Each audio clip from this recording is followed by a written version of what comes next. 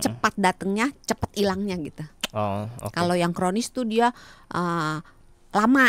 Nah, contoh yang akut nih misalnya, radang tenggorokan, itu akut. Batuk Gitu kan, itu itu akut. Oh, gitu. Misalnya terus radang itu kan macam-macam ya, nggak cuman karena infeksi gitu. Ada misalnya kita kejedut misalnya, itu terjadi reaksi peradangan juga gitu. misalnya jidatnya kejedut ya, di dahinya ini akan timbul reaksi peradangan gitu. Jadi peradangan itu tidak sekedar hanya karena proses infeksi. Jadi macam-macam penyebabnya. Yang saya tahu kalau radang itu pasti tenggorokan ya kan. Itu. Banyak ya ternyata ya. Iya, jadi reaksi peradangan itu sebetulnya pada dasarnya itu merupakan respons dari sistem imun dalam tubuh kita. Sistem imun itu sistem daya tahan tubuh kita. Yap.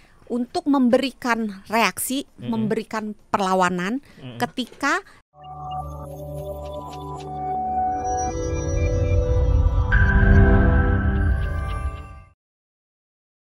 Jangan sakit. Iya, Bener. sehat. Apalagi sekarang kan musim pancaroba. Iya. Dari bulan Januari disebutnya pancaroba. Pancaroba mulu gitu. Kemarau basah. Kemarau. Oh, gitu istilahnya. Iya, sekarang itu kemarau tapi basah. Makanya namanya tapi kemarau basah gitu. Jadi kan. kemarau atau basah. Iya, sedih tapi gembira. Sedih tapi gembira. Tapi kalau udah musim kayak gini tuh penyakit yang paling umum tuh radang biasanya, Dok. Iya, betul. Iya enggak sih?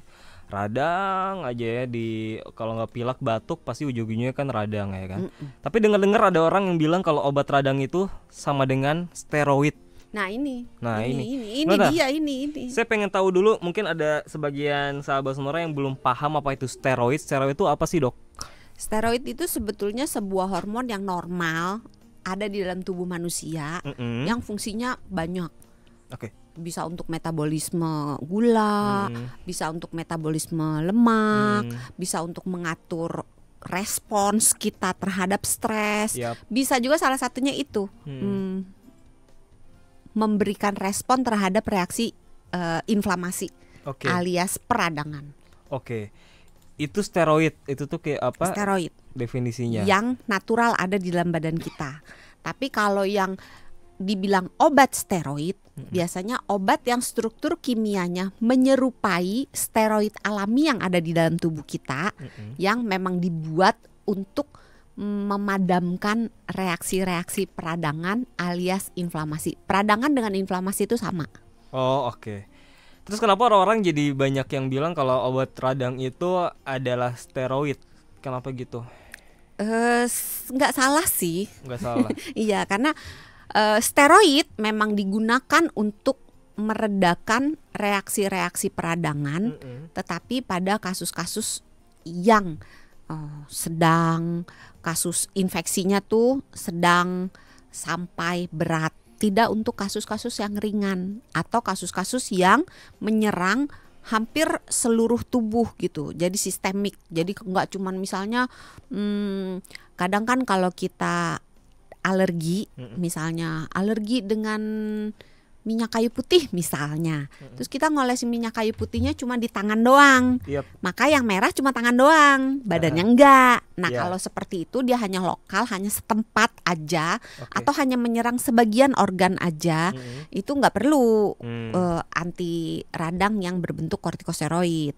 Jadi bisa aja dikasih anti alergi misalnya, atau misalnya dia reaksi radangnya itu nggak menyerang organ-organ yang vital, bukan organ yang satu itu ya, bukan. Maksudnya otak, jantung, paru-paru, ginjal, organ-organ yang vital. Kalau bukan itu yang kena dan tidak dalam kondisi yang mengancam, yang berbahaya, yang parah gitu, nggak perlu kortikosteroid. Jadi gitu. Steroid itu senyawa untuk penyakit meredakan radang yang udah akut gitu. Kalau steroid sebenarnya itu radang atau reaksi peradangan, reaksi inflamasi itu kita bagi jadi dua. Ada yang akut, ada yang kronis. Nah, kortikosteroid bisa dipakai untuk dua-duanya. Steroid itu memang bisa digunakan untuk reaksi radang yang akut dan reaksi radang yang kronis. Akut sama kronis bukannya sama? Beda ya? Beda level ya? Beda. Kalau reaksi peradangan yang sifatnya akut, biasanya tuh dia beberapa jam sampai beberapa hari, paling lama 1-2 minggu dia udah reda.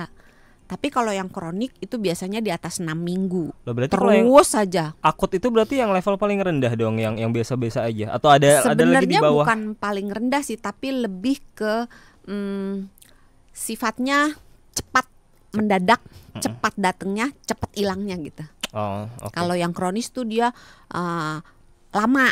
Nah, contoh yang akut nih misalnya, radang tenggorokan, itu akut. Batuk Gitu kan, itu itu akut. Oh, gitu. Misalnya terus radang itu kan macam-macam ya, nggak cuman karena infeksi gitu. Ada misalnya kita kejedut misalnya, itu terjadi reaksi peradangan juga gitu. misalnya jidatnya kejedut ya, di dahinya ini akan timbul reaksi peradangan gitu. Jadi peradangan itu tidak sekedar hanya karena proses infeksi. Jadi macam-macam penyebabnya. Yang saya tahu kalau radang itu pasti tenggorokan ya kan. Itu. Banyak ya ternyata ya. Iya, jadi reaksi peradangan itu sebetulnya pada dasarnya itu merupakan respons dari sistem imun dalam tubuh kita. Sistem imun itu sistem daya tahan tubuh kita. Yap. Untuk memberikan reaksi, memberikan perlawanan ketika tubuh merasakan ada sesuatu yang mengancam, yang akan mengancam keberlangsungan dan kesehatan dari si orangnya gitu. Oke. Itu reaksi imun yang sebenarnya. Jadi nggak cuman infeksi doang gitu. Enggak, infeksi aja bisa virus, bisa bakteri, bisa jamur, bisa parasit, bisa juga nggak cuman dari infeksi, bisa juga misalnya kita kena matahari misalnya terlalu lama, terus kan kadang-kadang suka kebakar tuh kulitnya, itu juga timbul reaksi peradangan.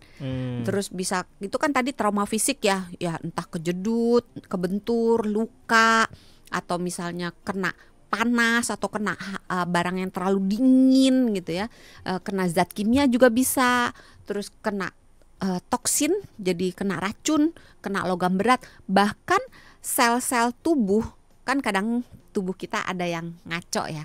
Sama lah kalau dalam satu kelas ada 1-2 murid yang nakal gitu kan. Kalau misalnya di oknum dikatakan oknum gitu, adalah selalu oknum kan.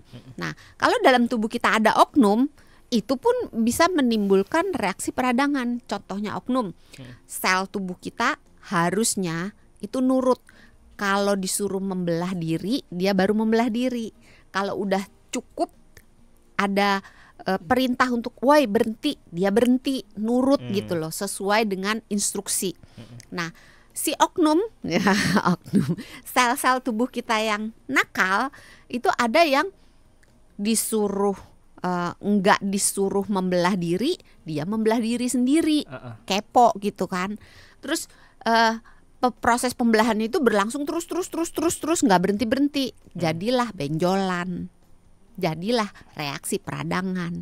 Biasanya benjolan itu bisa mengarah ke jinak, bisa mengarah ke ganas, tapi itu pun menimbulkan reaksi peradangan. Jadi jangan dibatasi, peradangan itu cuman bakteri doang atau virus doang, tenggorokan doang karena radang tenggorokan, tidak. Itu luas banget. Berbagai sistem bisa kena radang. Jadi kalau disingkatkan definisi radang itu apa kalau gitu? Ya kan tinggal baca tuh. Kita search dulu ya Google ya. Enggak, ada Dokter Santi kenapa nge-search Google? Pertanyaannya.